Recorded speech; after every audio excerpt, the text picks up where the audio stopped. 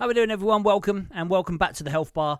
I can't believe this is, I think, episode 11, which is crazy. Again, as always, I massively appreciate everyone that watches this live on Twitch on Sundays and obviously on YouTube as well. With YouTube, would really appreciate the subs, the follows, the thumbs up, comments, the whole lot. The algorithm loves it, we know that. And we are very close to 100 subs on that, which is amazing. So, as always, we start off the show with myself and mental health and how my mental health has been this week. It's been a really strange week, like a proper roller coaster. And it's all, I say this every week, my little one is really good, but also sometimes really bad. Like with sleep-wise, he's gone back to not sleeping, so my mental health has been really struggling with that, as in kind of getting up in the morning and, you know, I'm just tired, and that obviously affects my mental health a lot. So that's been hard. But then also as well, some really good stuff has happened this week. We have been invited into an editing team now, which is phenomenal, which is amazing. I've been doing some editing for some UK TV stuff, which is, again, insane. And I'm still absolutely loving all my overlays and edits and everything that I'm doing as well. So, like, this week for that has been phenomenal. But as I say, with regards to mental health, it's a proper roller coaster. We're at the end of the week, and we're pretty positive again, which is nice. So, yeah, that's kind of my week, as always. I was actually just speaking to the guest that we have on today and saying about we go into now kind of the mental health news. And it's getting harder and harder to find news about gaming and mental health. It really is. Which kind of shows you why we need, I'm not saying this podcast, but a podcast like this, or a little bit more people talking about it, shall we say. But I have found a little bit of news, which is actually quite interesting. It is based in America at the moment, but there is a new initiative for esports players, which is great. So I will put the article down in the details on that anyway, in the comments and in the description. But it's developed by Kaiser Permanente, I believe. I've got to have a look at that again, see if that's 100% right how I've said that. And also as well by the esports organization Cloud9. It's kind of really interesting because there's been a lot of research, obviously, within the esports community for mental health. And it's really interesting. They've come out with a few interesting kind of facts from the studies that they've done. And it says here that more than twice as likely to report they knew what advice to give a friend with a mental health condition, which is really kind of interesting. And I've always said this. I think gamers and people within this industry, I truly believe we talk about mental health more than a lot of other groups. We really do. And we put ourselves out there a lot. So streamers, content creators, all of that. I think we suffer from mental health a lot more. We're more likely to get mental health issues. But also as well, I believe that we understand it a little bit more. So we're definitely a lot more open. So there's a lot of information here. It's really good. It's a really nice read. It's not too long.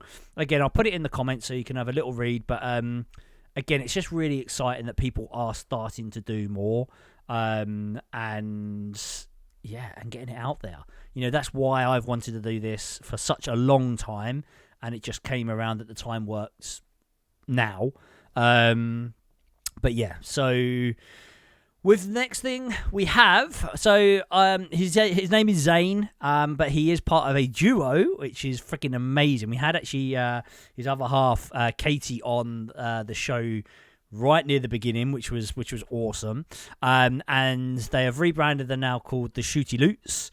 But let's get him in. Let's let him introduce himself. So here is, if I can find the right button. Nope, not that one. Here is Zane. How we doing? Hey, good, man. How are you? Not too bad. Thank you so much for doing this. And thank you. Again, especially with I always say this, time zones and lives. Yes. Right. Because It can be tough. We tried to do this a week or so ago, and I think I got the wrong time down wrong, and then I couldn't do it, and then other stuff happened, and I got ill, and so anyway, we're here now, so that's the most important thing. We push through. We push through, right? We make sure that it's still going to happen. Exactly. Yeah, thanks for having me on. I appreciate it. I loved watching all the episodes so far, and thank you. Katie was super excited when you asked her to be on originally, and I thought maybe it'd be cool to hop on, right? And I didn't know what your plans were, and so when you reached out, I was like, hell yeah, I want to do that. That sounds awesome. Because talking about the story or I guess I should introduce myself before we just jump in. Yeah, right? go for it. Yeah, I am Zane. Yeah, sorry, I'm ready to talk. Let's go. Dude, I'm ready to go. Yeah. My name's Zane. I go by Almatus. Some people call me that still, but yeah, we are the Shooty Loots. Me and my wife, we play together on the same stream. We've been gaming for our entire lives before we met each other, and video games are kind of like a core foundation of our relationship. It's a way that we bonded when we first started dating. Talking about our favorite games growing up, like which stories were our favorite. Funny stories about the various games we played, right? Like all of those things are very important to us in our relationship. And that's one of the things that we try to bring to our stream. So, if anybody has time to come and check it out, I hope you will be able to. But that's what we do. We game together. That's us. It's so good. And I was saying this to Katie, and I really love the fact that you can both do it together on the same stream again, if you've not seen it, all of in descriptions of YouTube and obviously in Twitch when this goes out, all of the Shooty Loots details will be there, so you can go along and watch and follow and the whole shebang, because honestly it's brilliant. And again, it's so nice to be able to see people enjoy what they're doing and as a couple and just have fun. Like, this is the whole idea for me streaming. I only ever wanted to do it for fun, and I only ever want to play what I want to play. And it was that type of thing. And to see then you guys do that and more because it's a duo, I love it. Honestly, it's awesome. I think we're getting a lot of that from the community, right? A lot of people are saying the same thing, which it means a lot to us. Katie and I have always felt like the weird couple, we're not out there, I don't know, doing whatever other normal people do. We're in our house, we're gaming, we're playing games together, we're exploring whatever various realm, or shooting the crap out of each other, or trying to cook things and overcooked, or whatever the game happens to be, right? We like taking single player only games and turning them into co-op experiences, right? We'll pass off, between missions like you would as kids with your brothers and sisters, or your friends from the neighborhood. We really love playing games with others. We always are trying to get people to come over to our house and play games with us. We're big board game nerds too. Nice. Right? Board games are just video games, but like in physical space. Definitely. The rules are the same. The fun's the same. The ability to imagine and create and just have a good time. Definitely. We love Dungeons and Dragons and all that stuff. So that's what we just really love to do. That's awesome. And it is a big part of what keeps us happy. It's our escape. It has been since I was a kid. Kind of to go to where games kind of started for me. Right. My mom was single until I was 7 or 8 years old. At one point she was working 3 jobs. Wow. In order to make sure that we could, that I could have a lot of things that she didn't get to have. Yeah, of course. She grew up on a farm in Indiana, poor. All of her clothes were twice handed down from her older sisters, and so a big thing for her was making sure that me and my siblings were able to have things and like stupid crap that when she was a kid, her mom was like, no, you're never going to have one of those, right? And so a big achievement for my mom, and then like a big memory for me, was for my 7th birthday, she was able to get enough money to get me a Game Boy Color and a copy of Pokemon Blue, right? So that was like the first game console that I ever owned, right? And I mean, that thing, we still have it in the family. My little sister actually has it. Yeah, we never got rid of it. It's like that thing was super, super important to me. Yeah. And like the way that it helped me out with time where my mom wasn't at home, or I was at daycare or doing whatever, it gave me this place that I could kind of escape to. Yep. That is because of my mom, right? Like, so it let me kind of still be with her. Of course. Oh wow, I'm already getting a little emotional. All right, we're getting into it. We're getting into it. But it's very important memory for me. I still love going back and playing Pokemon Blue. Yeah. Over all of the other ones, right? Even some of the newer ones that are objectively very incredible. Yeah, of course. There's something special, about that game. It's very nostalgic for me, right? And then it's kind of been like that ever since, and that wasn't my first video game that I ever played. It was just like the first one that I had myself. I've been playing ever since I was a kid. I remember playing Minesweeper on my grandparents' computer. I used to just love dying Minesweeper. over and over. You remember how mad you used to get because you couldn't fucking figure out like how the hell you were supposed to find the damn mines, right? I remember when my dad came and showed me for the first time. He sat down and he cleared the easy mode, right? Because there's only like 10 mines. He cleared it in like 30 seconds, right? And I remember that blew my mind for weeks because I was like, how did he do that? How? And so it's always been a big part of like my family, right? Yeah. My grandparents had a Nintendo 64 in their basement, so when I would go visit, me and my cousins, we would play Donkey Kong 64 or Mario Kart or whatever, right? Awesome. So it's been all downhill from there of me just playing video games in whatever amount of time I can, right? I mean, through all my ups and downs through life, kind of video games have always really been there. I like people were always like, when you grow up, you're going to stop playing. Yeah. And I remember telling them as a kid, like, I really don't believe you. Yeah. I can't really see unless I'm like forced to, right? Like, I can't see a world where I would choose not to experience these stories, these adventures. Like, you just can't really get it anywhere else. And for me, it really is, it's like a way to refresh, right? Definitely. I work a 9 to 5 and, I went to a really accelerated thing for college where I got my bachelor's in 2.5 years. Oh, and wow. That gave me some massive, like pretty bad anxiety going through that program, more than I thought it would when I originally signed up for it. I put a lot of pressure on myself to finish on time, which wasn't necessary, but and I did it, and I'm proud of that. But I'm definitely dealing with after effects from that. Of course. And video games were a big savior for me then too, right? Just being able to sit and play something like Battlefield for a little while, right? Yep. Shoot some people. Yeah, exactly. Yeah. I always say that. I do like a stressful day, and I'm like to the missus, I'm just going to go upstairs and just shoot some people. I got to dome somebody to feel a little bit better, right? It is 100%. But... Nothing. I mean, in Battlefield, some of those games, there's nothing quite like hitting a helicopter with an RPG, right? From the window. Like, it's not something you get to do. It's so true though. It's weird, isn't it, that you saying that, like with Battlefield, and I kind of very similar. Like, it was before I used to work a lot in the summers to get enough money to go away and spend time in the winters, like skiing and snowboarding, like in Europe. Right. So I'd still be working, but you still need enough money to kind of get out there and rent a place and all that kind of stuff. So, sure. And I would literally work, go home, and absolutely smash COD, and that was it. And I would do nothing else. And people were like, "Oh my God, you're so boring." I'm like, "Yeah, but I'm doing it for a reason." I'm not spending any money. I'm not going out drinking. Right. I'm not like, any spare time that I get, I'm just doing that, and I'm happy. I'm zoning out. It's my own little. Again, I still always say this, and it's for me, it's not healthy, but this is my safe place, and it's not always very healthy, but yeah, I've always seen that in gaming. That's my safe place. Yeah, I don't know. I think that it is healthy, right? Because for some people, their safe place is a beer bottle, right? Yep, of course, true. And like so that's something that I struggle with. My family, I've got a long history of alcoholics on both sides, right, okay. And that's not an excuse. But I've been drinking since I was 15. I got introduced to it very young, by my family. Yeah.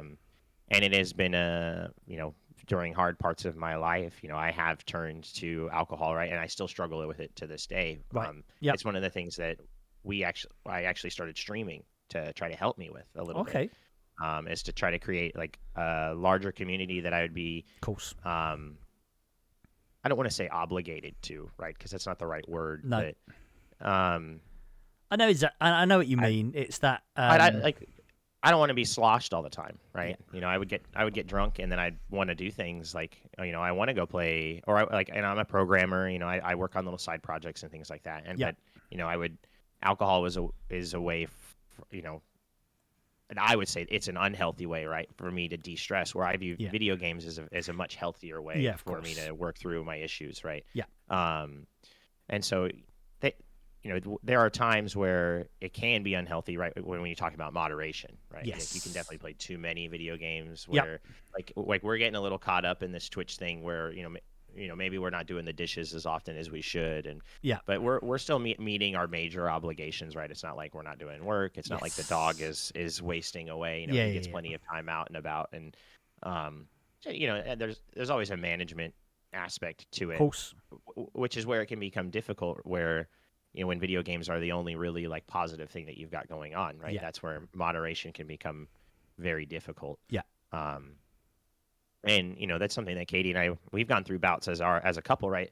Where because we both game, we maybe won't be as critical as we should be when we're gaming too much, right? And so that's kind of the back end of this double gamer lifestyle, right? Like, oh shit, we haven't gone to the grocery store in a week, right? We've just been playing.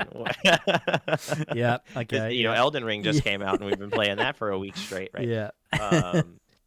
But at the end of the day, I think for Katie and I, it makes us happy, right? Like we love, one of my favorite things to do. I love meeting somebody and then finding out that they like the same games that I do. Yeah. That's a bigger connection to me than anything else, than music, than movies, than your favorite book. Yep. Favorite book's like number 2 probably, but like video games is right up there on like, man, if you and I are on the same vibe for video games, which is weird because I like every fucking video game, I feel like. I'm kind of similar, for sure. I'm watching stuff and I'm like, yeah, man, I'd play that for a little while, right? So true. I was saying when you were playing that Riders game, right? And you're doing like the BMX shit and stuff, and I was like, this game looks kind of fun. I could see myself playing that. Like I like skate and stuff. And then you switch to the jetpack backpack, and I was like, oh, I'm sold, bro. I'm in. I want to play. I'll load in and I'll do that for an hour, just zooming around the map, and that's cathartic to me. I love games like. That's what I think what makes like the superhero games like so amazing. Like Spider-Man games are some of the best hero games out there, and like sometimes you just want to zip through the city, right? And it's really weird because I was a solo person on games forever, like absolutely forever. Apart from obviously the Mario Kart, and all them kind of old school kind of Mario Kart. That was always fun to just get people together and have a laugh and that. But I was always solo, and then Call of Duty, that kind of got me into online, but then I was still playing by myself. I didn't have a mic. I never had a mic, and I just didn't bother, and I just played and zoned out. And Fortnite was the one who got me into actual, with a mic and chatting to people, and then actually met people, and then we would then game together, and then every week we'd be like, right, we're definitely on a Thursday because that's challenge day, and then you meet a huge community and all that. But solo games, I'm now on the other side, and I find solo games really hard to play because when I get time to game I'm normally streaming. So I want to have a game that I'm playing with people or people will be interested in. And it's really harsh, but then I still like that game, so it's fine. I wouldn't play a game that I don't like just to get people to watch. Right. But then I tried to play, and I really enjoyed it, and I want to go back to it. I played Days Gone. So I played Days Gone quite recently, actually, probably about 4 weeks ago, something like that. And I loved it. But I then found it really hard because no one came to watch. And I still get that quite difficult. I still have that. Like, again, it's not always about the game for me. It's about talking to people for me personally.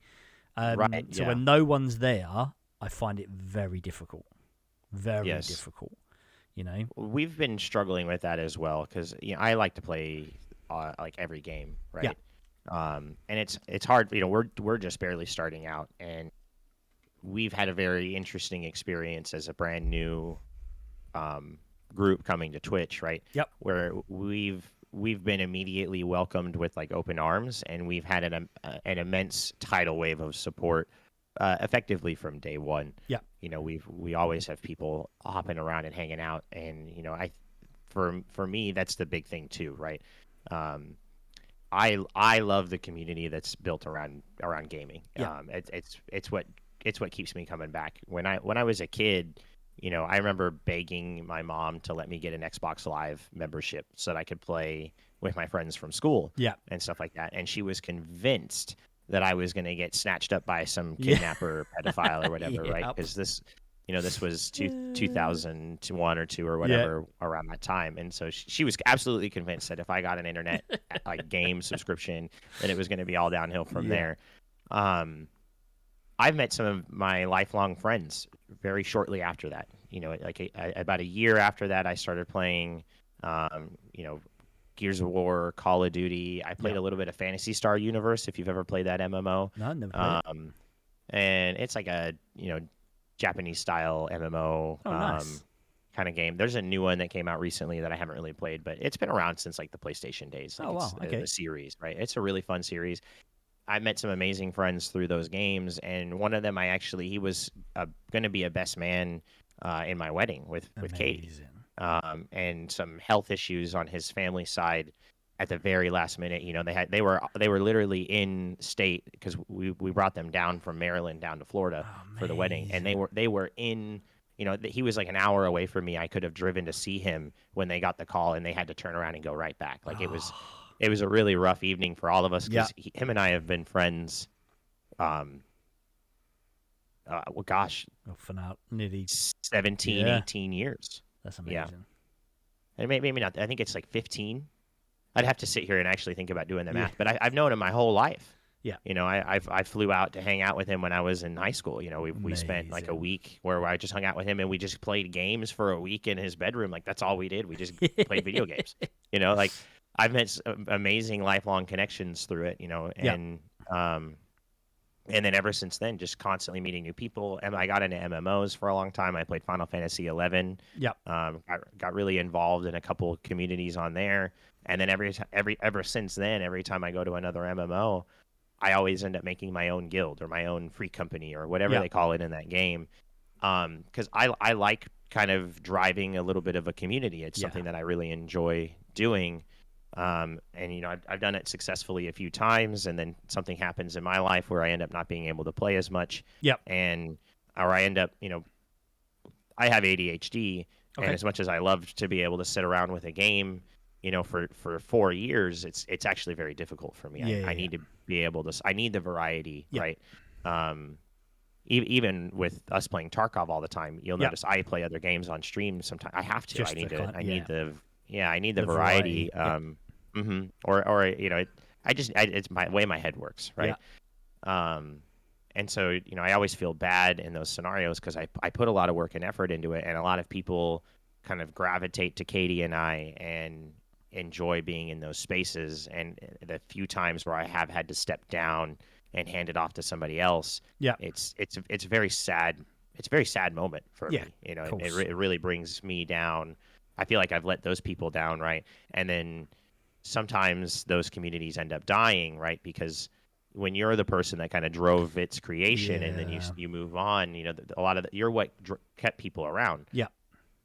And so with Twitch, this has been amazing for me. I mean, Twitch has been absolutely incredible. I cannot believe that Katie and I have waited so long to try to do it. You know, I think out of just like fear or like, you know, people aren't going to like us 100%. or whatever. I get that. Yep. You know, it's terrifying to click that go live button sometimes. And, you know, we were understandably, I think everybody feels this that's been on Twitch or Mixer or YouTube or has done any sort of content creation. It is terrifying to click that button and see that number sit at 0, you know? We were scared for a long time to even try. And we started kind of getting into the Twitch community with COVID, right? Yes. Fell in and out of it over the process because we moved cross country and everything. And then recently I got back into Tarkov like really, really intense at the start of this wipe. Yeah. A buddy of mine gifted me at the Edge of Darkness upgrade, right? And then I just got into it and I was playing it every day, and I just like it totally took over what I was doing. And so when I was working, I wanted to watch people play it on Twitch, right? And that's when I found streamers like Nixia And that's when I, kind of discovered some of the other big groups around there, like Kung Pao Jenna. I would watch like Dre 24K, and just kind of seeing these people that are doing what I love to do. Yeah.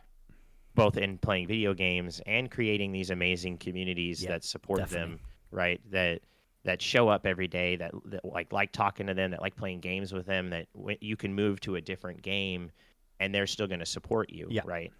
To an extent, it is a terrifying thing if you're a one, we do that a little bit. Most of our fans are from Tarkov, and so when I play other games, it affects our numbers. Yeah, of course. And it's hard not to, like you were saying, it's hard not to look at that and be like, oh, shit. Yeah, definitely. But it encouraged us to kind of start, and Katie was kind of saying do it, and I remember I messaged Nixia, and I was just like, we're thinking about doing this, do we do it? And she's like, send it, right? Yeah. You should just do it, right? And I think I was on one of her live streams, I just was like, I was just in her chat, and I was just like, Nixia, what do I do? And she's just like, just go, right? Yeah. And so that's what we did, and then thanks to the same thing, a lot of the women streamers on Twitch playing Tarkov, that's what got Katie to start playing Tarkov with me, because she at first she really didn't. I think she mentioned it during her thing. She really didn't want to get into Tarkov at all. Yeah. Because of some of the macro stuff around. A little bit of the misogyny and everything around the devs, and of course have been hashed out, and it's out there if anybody. We don't have to talk about it here, but exactly. It was. I wanted to play this game with her so bad, so bad, and again, just the amazing community and the support. You would think for a game that's so hardcore, its community wouldn't be so fucking wholesome. It's weird, isn't it? Yeah, there's such an amazing group of people. Yeah, it's so strange, and I totally it's only recent I've got back into Twitter a little bit more, and I don't really post on Twitter. It's more just to kind of. Actually, I was in someone's stream actually just before this, and we were chatting about it.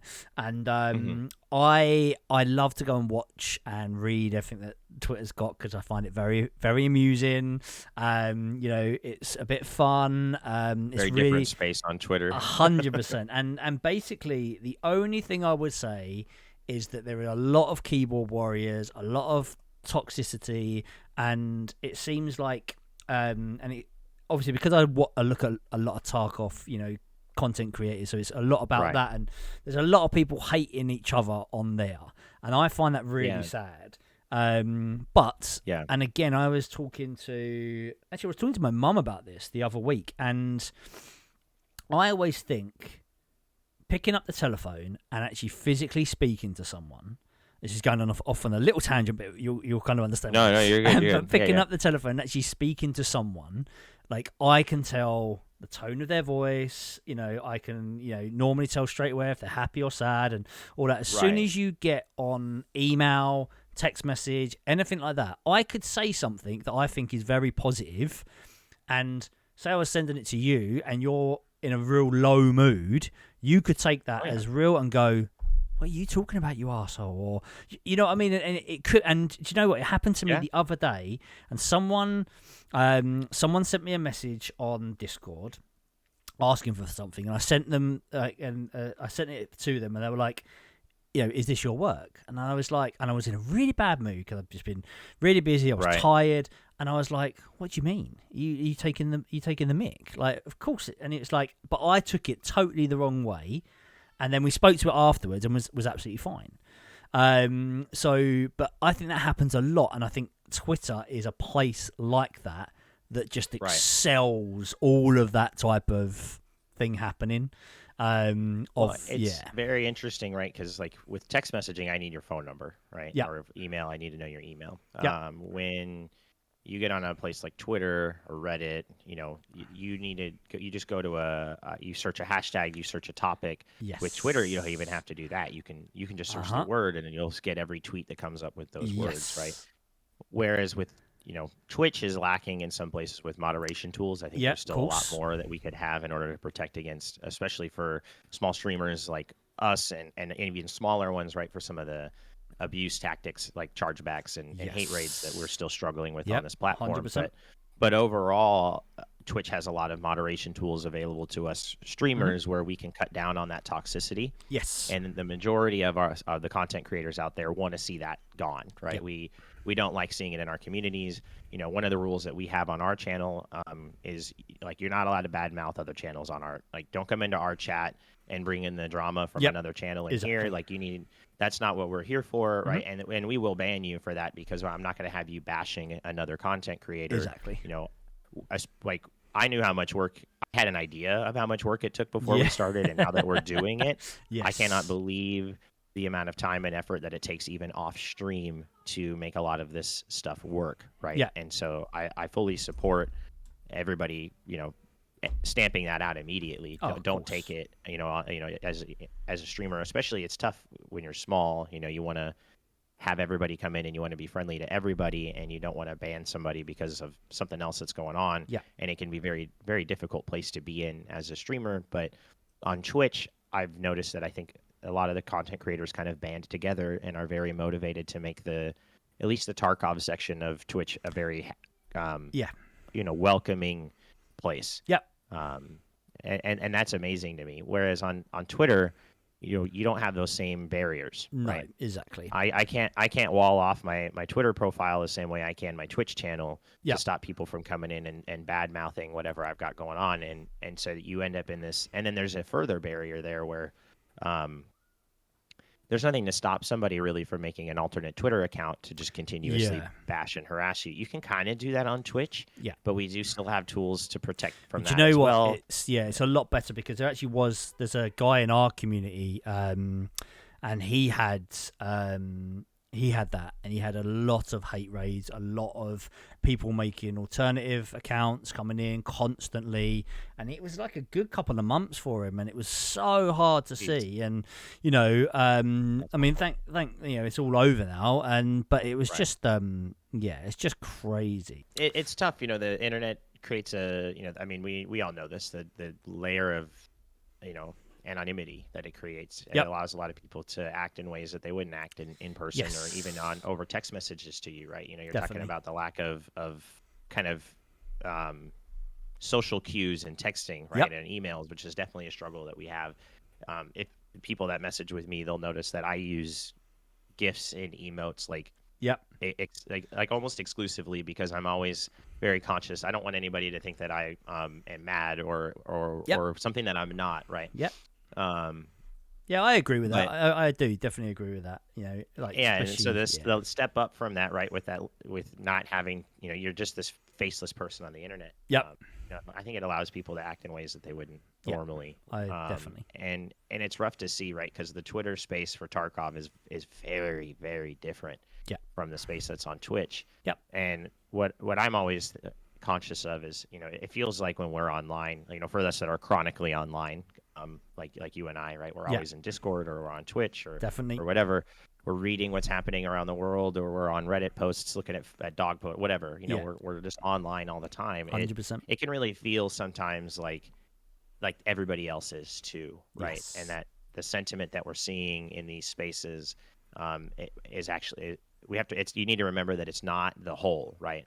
I think it's something like, I don't remember the exact percentage, but it's like 20% or less of United States adults have a Twitter account, right?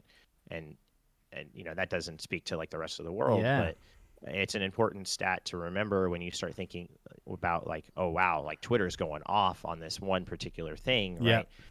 If every single person on Twitter is talking about one thing in a certain way, that's only 20% of the population of adults in the United States, right? And so, there's a lot of people out there that aren't speaking, and those people that are on Twitter going off, they may not be the same people that are on Twitch. There's going to be overlap, of course, right? Definitely. But I think you're going to see that like a lot of the people that are very wholesome in your Twitch chats are not also going around on Twitter and bashing Nikita because of whatever he's tweeting about. Of course. What I mean? Yep. Exactly. But in our heads, especially, I think as with the added layer of like a content creator, it all kind of bleeds together, and it can take like a rough hit on your mental state, right? When you're seeing like, wow, like everybody is bringing this game down. Everybody's talking about how everybody's quitting. Everybody's talking about XYZ is a problem. And you can kind of lose sight of a lot of the wholesome things that you get out of your community. Like, you know, Yeah. hey, every time we hop on, there's always somebody that's like, hey, let's go do tasks together. Yeah, Right? exactly. Yeah. I can go into almost any other streamer's channel or Discord server, and I can be like, hey, I need help, and someone's gonna reach out and be like, yo, I got you. Like, Yep. don't bring anything. I'm gonna give you a slick and a fucking yeah. AKM. And Is that? Do you know what? I had that on one of my first ever. I was playing Tarkov solo. None of my other mates played it. I was literally solo. Got Right. this game. A friend of mine said he wanted to get it, and he got it and played it once and hated it. And I watched loads of streams, and I was like, I'm getting this. Like, I'm getting it, and I got it. yeah. And honestly, I was hooked instantly. And then a guy came into my stream and goes, "Oh yeah, how you doing? I'll help you out on one raid if you want. I've got time for one." I was like, "Yeah, of course." He goes, "Don't bring anything." And he literally, the red AKM, the you Christmas out. one you normally Yeah. get. So he bought me that in. He bought me some. And honestly, Oh, it man. actually. But then it was the simplest things. He was like, "Well, you know how to if you press caps lock, it will like make you like go slow instantly." And I was like, "No," and Right. if you do your mouse wheel and you can like go up and down slowly. I was like, "What the hell is this? Like voodoo? Right. Like this is great." Yes. And it was all these little things, and I'm like, this community, and then that was it. And this is why, and it's funny you brought this up, because there is always these kind of toxic places and things like that, like Twitter, but there's some really good stuff on Twitter as well. I'm not bashing just Twitter. Absolutely. And same with Absolutely. Reddit, it can be so toxic but so good at the same time. But this is why, again, and I think for yourself and for me as well, we have these, like, Discord has been brilliant, and I mean Yes. phenomenal, because you can have whoever you want in it, because it's your server. You can build this community, but also as well, and I was thinking back of this when you said like these communities that you were building for your MMOs and things like that, and had to step back. Like in your Discord server now, you can build these as subsections and still be there, but not be there.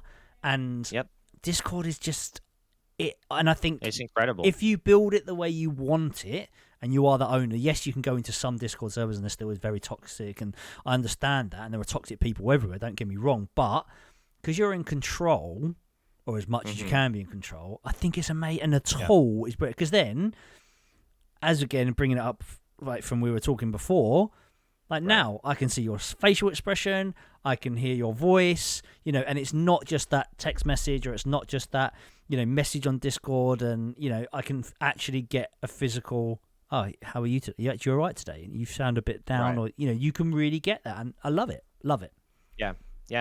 And I think that is what I really love about Twitch too, right? Yeah. Like kind of in concert with Discord, as we have this space that's kind of, it's outside of the games that we play, right? And so we're able to grow in a lot of different, from a lot of different platforms, a lot of different game styles, gameplay places, right? And then with Discord, we get to add in, we get all these separate sections that we can create. There's some amazing moderation tools for Discord that I think Discord does a great job of exposing to even non-technical people. Yes, I think 100%. one of the things that I think Discord could do a little bit better is making it easier to do a template that has no permissions for anybody to start with, because I think that's what every proper Discord for a content creator needs to have, right? Because you're going to have a permanent, infinite link out there for people to come and join from. It's funny you say that. I had to delete my very first Discord server because I had one person come in, and I was live at the time. One person come in, and all of a sudden, I was getting messages from loads of people, and this guy came in and put a bot in my Discord channel, and it was just adding thousands of people, and was thousands of messages to every channel that I had, and then he even jumped in our voice chat, because we were in our voice chat, and just started bad mouthing, and was like, and I'm like, what is going on? And then the maddest thing is, it's strange, because I was gutted because I had to get rid of it, because the server was big. I had loads of people in there. It was big, and I had to get rid of it, and cause I didn't know another way of doing it. I didn't know. I just, again, I didn't know fix it. So I literally was just like, right there and then, I'm literally like deleting every single member in it, and I'm going to start again. And that was it. Yeah. And it was really harsh, but in a strange way, I felt, yes, I was mad, But I felt so sorry for the kid that was doing it. And it sounds so strange saying that, but I think this kid is, and he was a kid, like from the sound of his voice, he is probably very clever. Like coding, like whatever. Oh, yeah. And I'm like, you're going down the wrong path. You could be amazing. And I just, and it's really strange my mind works like that. But I felt totally so sorry for him, that he had to come and do it. Yeah, I work in security, and we see that a lot. You know, I work. I don't want to expose what I do for a living, of course. right, outside of Twitch, right? Yeah. But I do work. I work in the security space, right? And so we see a lot of that. We see a lot of young kids that are very smart and they're bored. Yeah. And it's actually very easy to do a lot of things like this. It's very easy to get a hold of a script or a rat or a little quick trick that lets you get a hold of somebody's thing, right? And it's it starts with small stuff, and then they kind of just they're kids. They push the envelope, they push barriers, and then they get caught. And sometimes the consequences for hacking are actually very harsh, even if you're a minor. And for a lot of these kids, where gaming is their only escape from a lot of what's going on in their personal lives, and that's kind of how they end up into this kind of script kiddie realm. Yeah. And some of them do actually turn into very formidable hackers. I mean, I'm a group of couple boards out there and a couple channels, Discord servers. I'm in a few IRC channels and things like that. I get around and I see some of these kids turn into very, very formidable hackers, and some of them do go into the government space or into the private space and do a lot of really, really good work. And so it's tough for me because we do get some good out of it, but some kids do go down the wrong path. Definitely. And then it hurts a lot of people like content creators. They end up getting targeted by it a lot because a lot of content creators are not like me in the sense that they're, there are techie guys out there that are doing it, sure, but a lot of them are artists. A lot of them are very creative. Their ability to manage the technical side of things maybe is not great, and they can get easily taken advantage of. And then even those of us that are tech savvy, when you're streaming, you're distracted. You're focusing on your community and what you're doing, and there's a lot of avenue for. I mean, people like to take advantage of that. That's what scammers love. They love getting you when things are urgent or when you're distracted or you're you're tired or exhausted because you've been you just got off a 24-hour stream or something like that, and then there's a lot of vulnerability for content creators that these people like to take advantage of. And for some time, and I'll be honest, for a lot of them, it has nothing to do with wanting to hurt you explicitly or anything like that. It's just to see if they can. To see what they can get away with and to see how far they can push their skills, right, and to see what they can take over. And some of them are capable of doing a lot of incredible but also dangerous and hurtful things, right? And that's one of the things that I have been trying to express to my streamer friends as I've met them, right, and extend my help on, right, because I do know how to make sure that you can be protected, make sure that your stuff's separate from your personal life, and so that in the worst case scenario where someone does get a hold of your Twitch channel can still survive, and that everything is separated enough that you're not going to get taken down if somebody manages to trick you to click on something funky or whatever. And they've got a lot of really good tricks out there. You have to watch out for every single thing they can try, but they only have to be successful once in order to do damage. So it's very stressful. And I think that's where I would like to see Twitch and Discord step up a little bit on helping out artists and content creators. Because they're built by tech people, and tech people get these biases in their head, right? Yeah, of course. The way things should work, and the way that I think about stuff is not the same way that that you might think about it, or that somebody else that has no tech experience at all. Yeah, for sure. 100%. What is scary about all that stuff, kind of tie it back to the mental health stuff, is I imagine that when that happened to you, you were probably in a really mental low as all of that was going on. Huge. You were having this immense amount of progress that you'd gain is being destroyed in front of you, and there's not really anything that you can do to stop it, right? Like you don't have the right you need those tools in place to start with, so that you can shut that down. It's hard to enact them when somebody's already going. And it was. You're very, very true. Literally, it was. I remember still to this day. Like again, it wasn't a full-on panic attack, but then I was getting like, a could feel myself heating up. I could feel myself Right. getting a headache. You know, the whole kind of the triggers of it all kind of building up. And it was all just from this one person, which, Yeah. you know, which is really, really hard. And again, it's that thing, isn't it, that if it's happened to me, it's happened to thousands of other people. Think about how many smaller streamers that like never hit affiliate status that started getting hit with this stuff before they could even build a community that could support them, right? Yeah. You know, if something like this were to happen to Katie and I now, you know, we have enough people around us that support us that, you know, I think we would be able to survive it. But, yeah, definitely. You know, I wonder how many people out there really gave Twitch or whatever a hard, you know, they went full send, they gave it everything they had and ran into these technical mishaps that kind of handicapped them before they could get going. And it's to no fault of their own. Knowing to create some of these tools, it can be difficult and it takes time, you know. Even starting from the content creator template for Discord, which I did because I was curious what it gave you to start with, because I usually just build mine from scratch. It doesn't really set up a good base level defense for you, you know, as a content creator. The best thing that they do to start off is turn on the account moderation super high, which is difficult as a new creator. You know, you're going to want to bring people in of course you do. that maybe they're new to Discord or whatever, or they're new to your channel. You know, you don't want somebody to come into your channel and they're not allowed to chat for a week, right, or whatever, which is what some of those crazy controls boil down to. You want the immediate engagement, and so you need to have other tools in place to protect you from like malicious actors. Definitely. And so it's tough, and I try to reach out and help because it's, like I said, it's what I do to my. There you go. You should start a your own template. Get it out there. Can you make your own Discord template for people to use? That might actually be a good idea. I'm sure you might be able to. It'd be amazing. Yeah. Because it's a few things that take a little bit of time to set up to start with, and once they're there, you're very protected.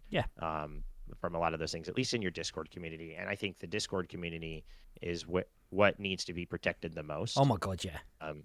You know, out of everything that you do as a content creator, because it is truly, I mean, other than Discord going down, which is always a possibility, and that's why you need to have all of the other avenues as well, right?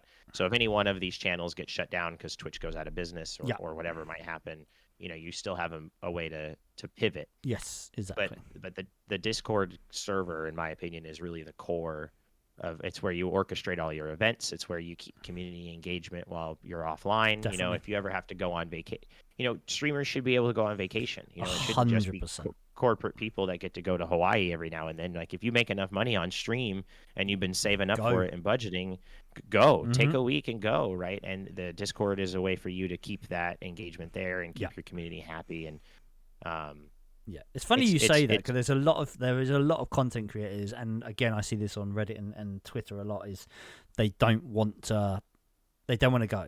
They feel that if they leave, their community is going to go, even for a day, 2 days. Like when I've seen some people come in and they're like, I'm really sorry, but I'm ill. I can't stream. I'll try and stream today. And I'm like, oh my God, take a day off.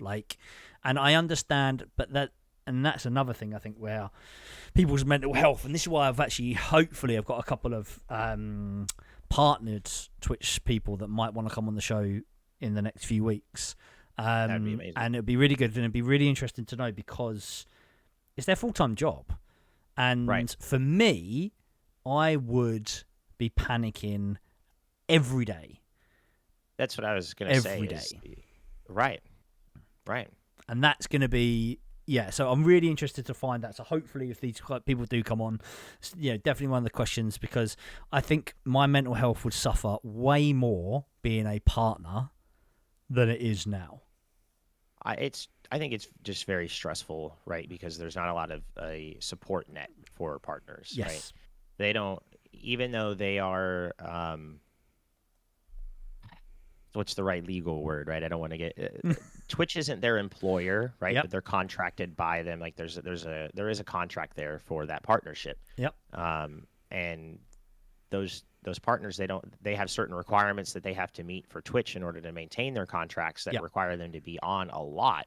And so it's very difficult for them to find time to take off anyways. And then you layer that in with the fact that they don't have health insurance through they're self-employed. They have to pay for that themselves. They don't get access unless they're out of the United States, right? I'm speaking from a United States of course, perspective.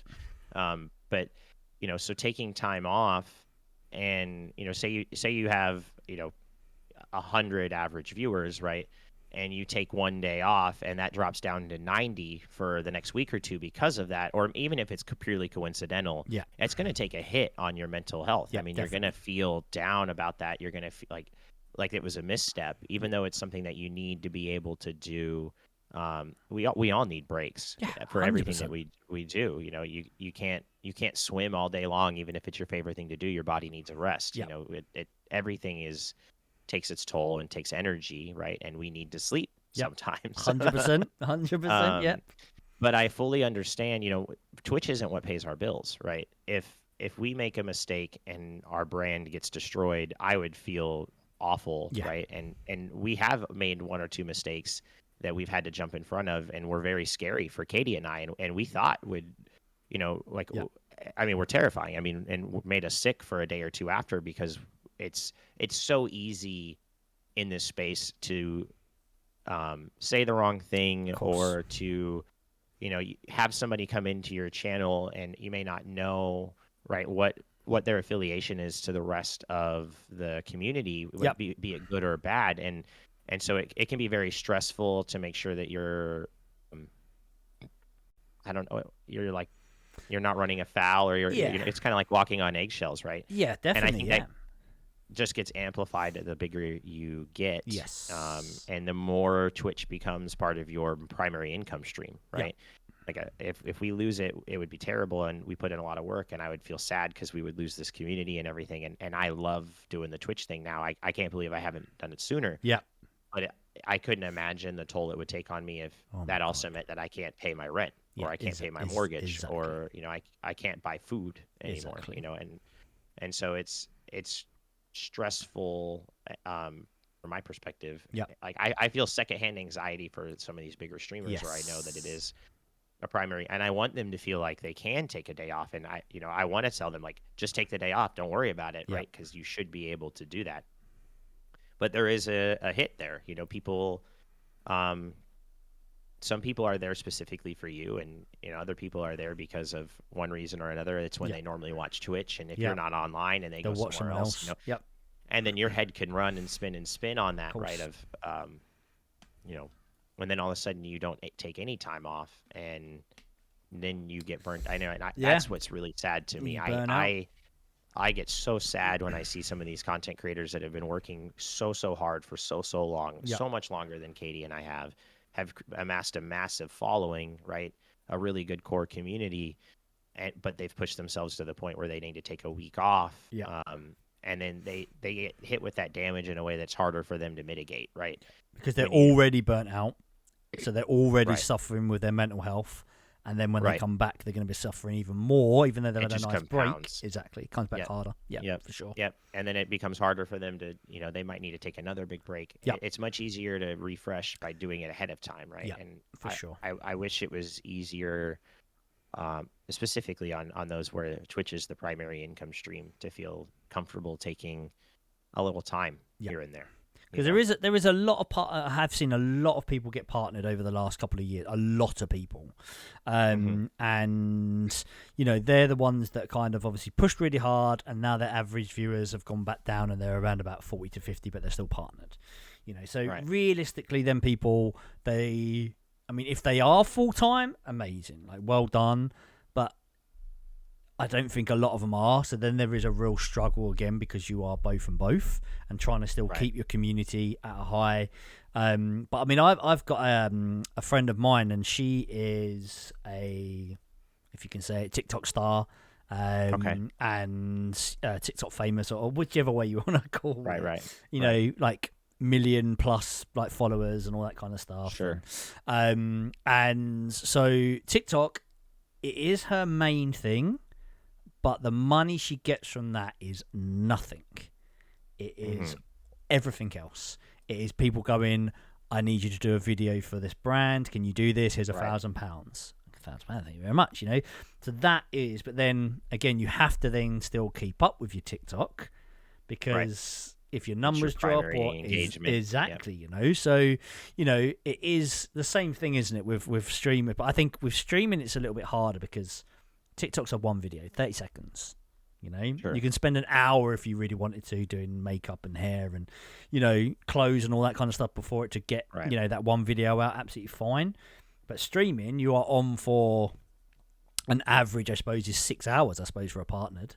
You know, it's probably longer. Partner, but yeah. It's an average, I suppose, of 6 hours. So you're spending 6 hours of your day not doing brand deals, not doing, and you still then afterwards got to go and do your editing, go and do your brand deals, go and do.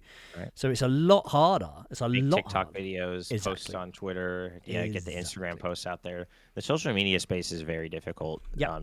And it's one that Katie and I have not really been a huge participant in, other than like me from the security space, Yep. you know, before we moved into Twitch. And I wiped a lot of that out to focus on the Twitch stuff because it's what I really, really enjoy to do with my free time, Yep. you know.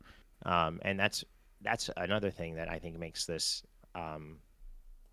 a very interesting space to be in, right? Because it is what we love to do with our free time, but it is rapidly morphing into a business. Yes. You know, where we need to make certain decisions, we need to make them quickly. Yeah. It's way, and then at a pace that Katie and I couldn't even imagine had happened. You know, I mean, Yeah. I am blown away by the pace that we've been able to maintain on this channel, and I do think it is because of the little niche that we fill, where it's or we're a married couple that games together, you know, and I think there's a lot of people who do game together and they love to see that on Twitch because there's not a lot of us out there. Yep. We only know of 2 other channels that do it. Spectre Vision and I think Married Gamers is the other one.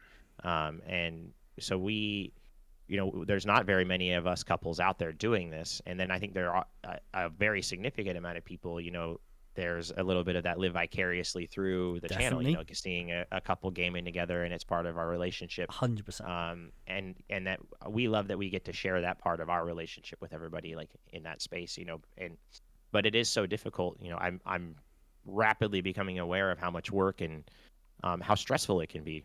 Truly, you know, all of a sudden you're thinking about, do I really want to like and retweet this tweet, or is it going to get misconstrued by the people that follow me, right?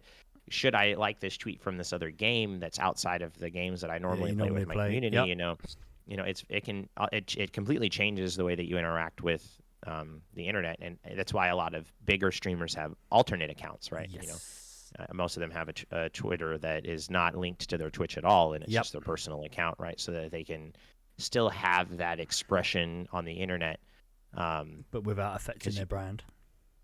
Because you do lose. I hate to say it, you know, I've been saying it more over the last 3 months, especially now that we have rebranded, we have an actual logo that you've created for us, you know, and all the overlays and everything, you know.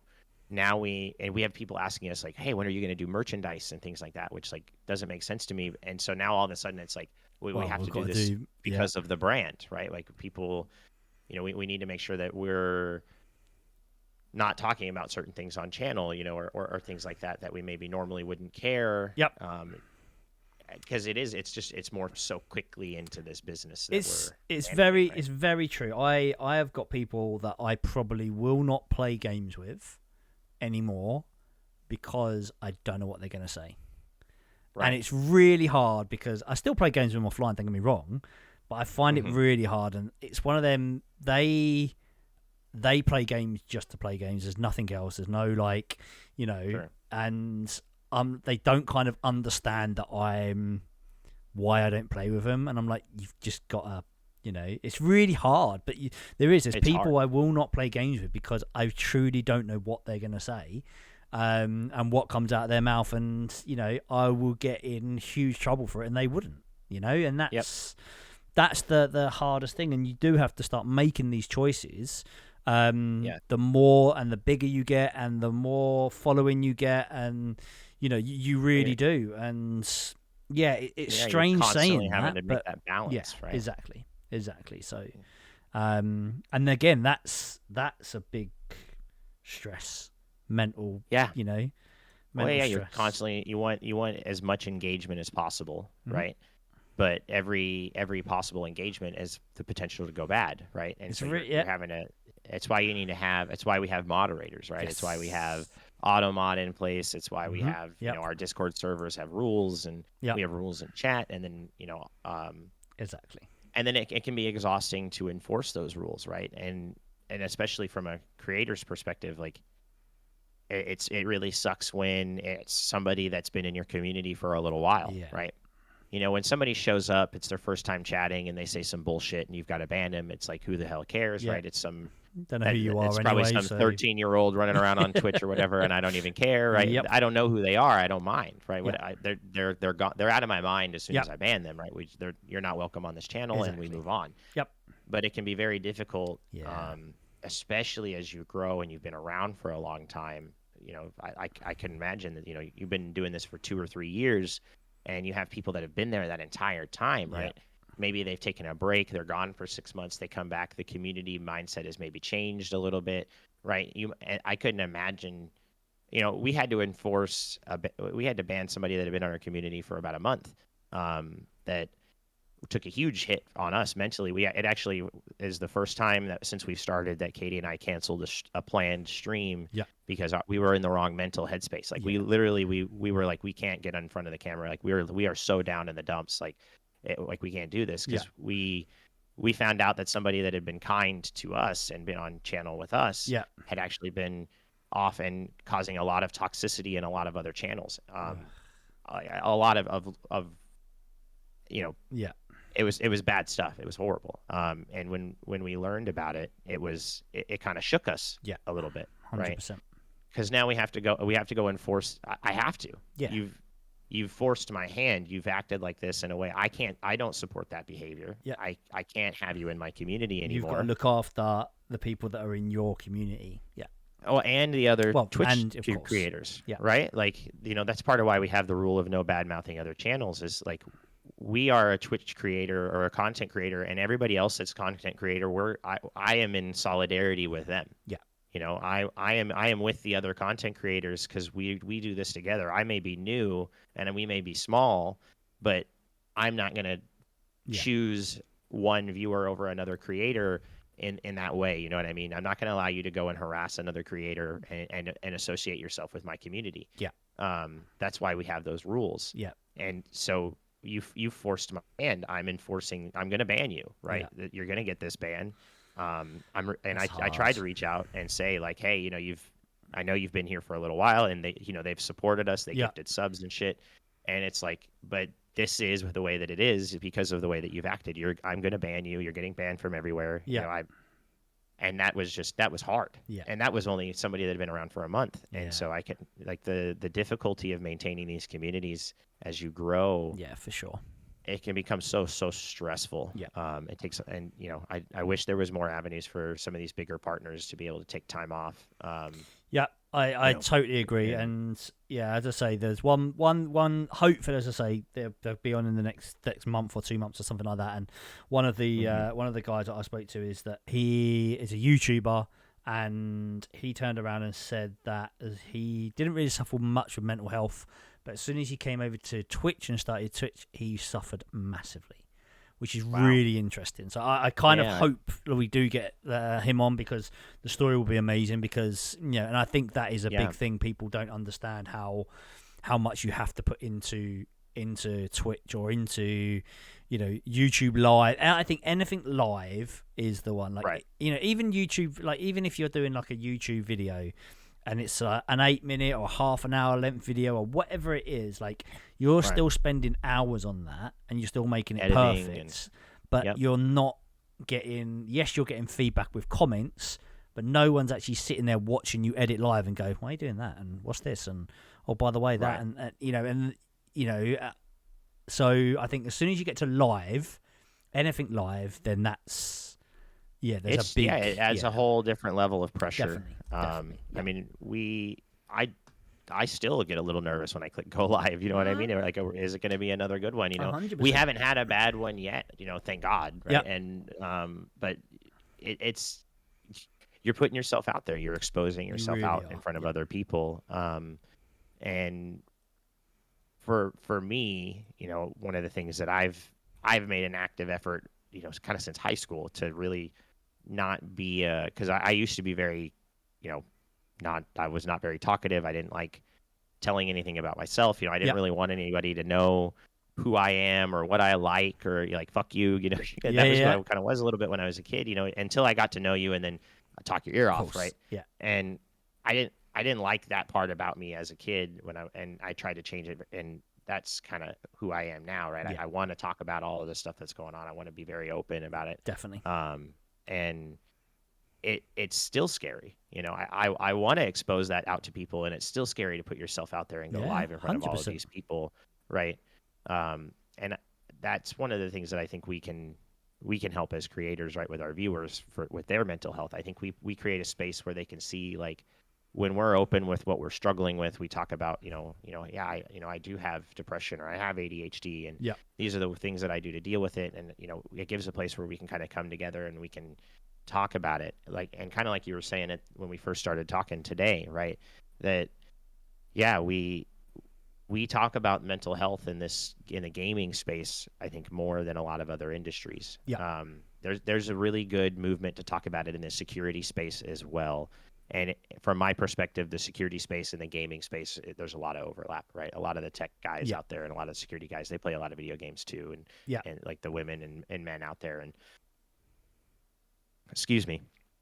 And so I think there is a big movement there to make sure that we all know. I think part of it is because a lot of us deal with it, right? We have had those days, even if you're not dealing with it constantly. We've had those times in our lives where video games have been a saving grace for us, right? Yep. A place during hardship, where maybe a loss of a loved one, or a difficult financial time, or any other maybe less crazy reason, right? Yeah. Like, I mean, it can be literally anything. I mean, you could just be down, right? 100%. Some people, sometimes you're just down. There's not even a really good reason, and video games were there to at least give you a space to recover, right? Yeah. You can step away from your own headspace a little bit and step into a place where there's shiny lights and rewards and fun things to do and things to kill, or whatever you're looking for, right? Definitely. Cars to build, and exactly.